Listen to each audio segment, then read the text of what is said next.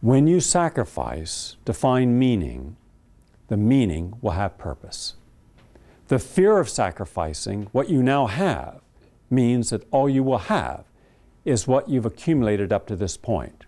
And ask yourself, the total sum of all you've accumulated, does it represent the blissful peace of mind that you are seeking? Or look at the total of what you've accumulated and say, if I can do it all over, what will I surrender to change the energy? Because when you surrender what no longer works for you, you automatically empty out that energy field to bring new energy in. Whether it's people or ideas, that becomes your new energy. That becomes the new medium. And just like Dr. Lipton, back in the 1970s, when he removed the DNA and the gene, the cell continued to function. We are fully capable of functioning without the structured belief system that says you can only do something because of your beliefs. And I say you can do far more than what your beliefs, and your beliefs could actually be the limitation. Because I am more than my beliefs. I am present for my own creation. And every day I choose to recreate myself over again, in the eyes of myself, not the world.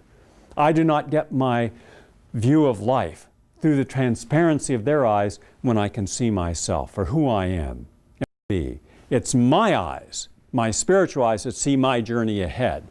It is my society that sees my journey from behind. Now I'm either going to look ahead or look behind. I'm going to look with my eyes or theirs. Their eyes are going to be aligned and unified. And their strength becomes my weakness because their strength allows me no independence, no autonomy.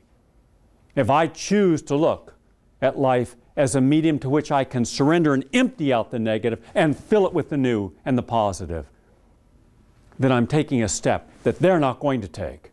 They will hit 40, 50, 60, and 70 and be angry or depressed or look in a mirror and think woefully what is no longer present. And I will look in the mirror and say, my goodness, look at the potential of what still is.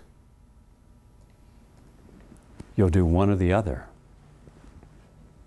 These tools are merely there to help you take that step.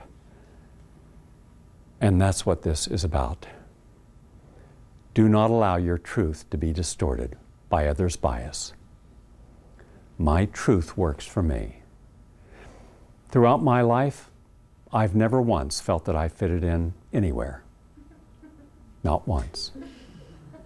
So instead of trying to remold myself to fit into the very narrow confines, I've chosen instead to expand my consciousness to wherever it would take me.